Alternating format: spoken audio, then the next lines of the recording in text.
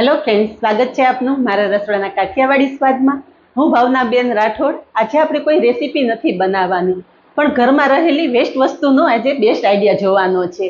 દિવાળી આવે એટલે ઘરની સફાઈ બધા જ કરવા માંડતા હોય છે અને બજારમાંથી આપણે અનેક મોંઘી વસ્તુઓ લાવતા હોઈએ છીએ, પણ આજે તમને હું એક બેસ્ટ આઈડિયા બતાવવાની છું કે ઘરમાં રહેલી વેસ્ટ વસ્તુમાંથી તમે ઘરની સફાઈ કઈ રીતે કરી શકો। તો ચાલો જોઈ લઈએ। તો વેસ્ટ વસ્તુ છે આ કરિયાણામાં આવતી કોથળી। આ રીતે કરિયાણામાં જાડી કોથળી આવે ને એનો આપણે ઉપયોગ કરવાનો છે, એનાથી તમને બેસ્ટ રિઝલ્ટ મળશે। પણ તમારી પાસે જો આ રીતે કોથળી ન હોય ને તો કપડામાં આવતી આ રીતની કોઈ બેગ હોય ને તો એનો પણ ઉપયોગ કરી શકો છો। બેગ પણ આ રીતે જાડી જ કોથળી હોય છે। તો અત્યારે હું કરિયાણામાં આવેલી જાડી કોથળીનો ઉપયોગ કરી બેસ્ટ વસ્તુ બનાવવાની છું। તો એના માટે શું કરવાનું છે કે પહેલા તો આપણે કોથળીના બંને પાર્ટ અલગ કરવાના છે। અહીંયા નીચેનો ભાગ અલગ કરી લીધો અને આ રીતે આપણે કોથળીને કાપી લેશું।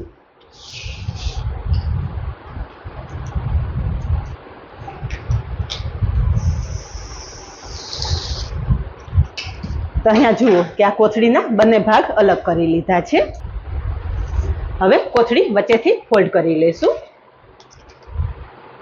અને હાથેથી થોડું પ્રેસ કરી લેશું। અહીંયા જુઓ કોથળી ફોલ્ડ કરતા આ રીતે 4 પાર્ટ થયેલા છે।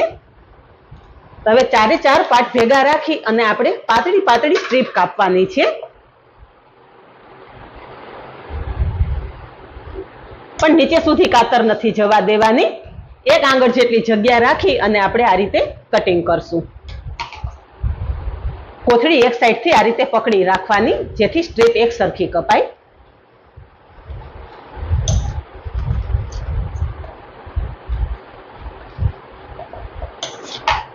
કોથળી આખી આ રીતે આપણે કટિંગ કરી લેશું। અહીંયા જુઓ તમે કે આખી કોથળીમાંથી આ રીતે મેં લાંબી લાંબી સ્ટ્રીપ કાપી લીધી છે। તો એ જ રીતે મેં આ એક સાઈઝની 2 કોથળી મેં આ રીતે સ્ટ્રીપમાં કાપી લીધેલી છે। તો હવે આ કોથળી કાપીને આપણે કઈ રીતે ઉપયોગ કરવો એ પણ તમને બતાવી દઉં। એના માટે લીધેલો છે પીવીસીનો પાઇપ। તમે ઘરમાં કોઈ ઇલેક્ટ્રિકનું કામ કરેલું હોય કે પછી કોઈ નળ ફિટિંગનું કામ કરેલું હોય, આ રીતે પીવીસીના પાઇપના ટુકડા આપણે વધતા જ હોય છે। પણ જો તમારી પાસે આ રીતે પાઇપનો ટુકડો ના હોય તો શું કરવાનું, એના માટે વાઇપર તો તમારા લગભગ બધાના ઘરમાં હોય જ છે। તો વાઇપરનો આપણે આગળનો ભાગ અલગ કરી લેવાનો। તો વાઇપરનો આગળનો ભાગ અલગ કરી અને પછી આપણે આ પ્રોડક્ટ તૈયાર કરવાની છે। અત્યારે હું આ પાઇપનો ઉપયોગ કરી અને બનાવી રહી છું। વાઇપરની આપણે દરરોજ જરૂર પડતી હોય છે। વાઇપરના પાઇપનો જો તમે ઉપયોગ કરતા હશો ને તો પછી આ તમારે અલગ કરી લેવું પડશે, પણ જો પીવીસીના પાઇપનો ઉપયોગ કરી અને આ વસ્તુ બનાવશો ને તો તમારે કાયમી ઉપયોગમાં લઈ શકશો। હવે શું કરવાનું છે, આપણે કટિંગ કરેલો એક ભાગ સાઈડમાં રાખી દેશું અને જે ભાગ કટિંગ કરેલો છે ને એનો આપણે જે નીચેનો ભાગ અલગ રાખેલો છે, થોડો કાપેલો નથી, એ ભાગથી આ રીતે આપણે પાઇપ ઉપર વીંટળાવી દેશું।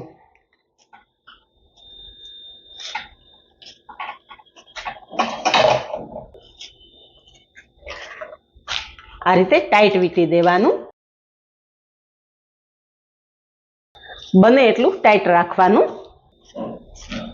એ જ રીતે બીજી કટિંગ કરેલી કોથળી છે ને એ પણ વીંટળાવી દેશું।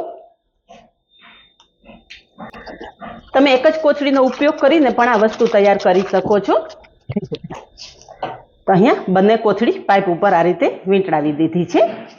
હવે આ પેક કરવા માટે આપણે કોઈ દોરીની જરૂર પડશે। તો મારી પાસે આ રીતે પ્લાસ્ટિકની દોરી છે, પણ તમારી પાસે આ રીતે દોરી ન હોય તો ઘરમાં રહેલી સિમ્પલ દોરીનો ઉપયોગ કરીને પણ આ વસ્તુ તમે તૈયાર કરી શકો છો।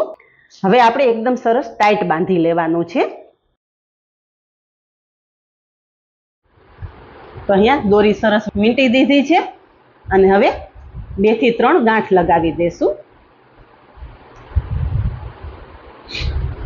તો અહીંયા તમે જુઓ કે ઘરમાં રહેલી વેસ્ટ કોથળીમાંથી આપણે દિવાળીની સફાઈ એકદમ સરસ કરી શકશું।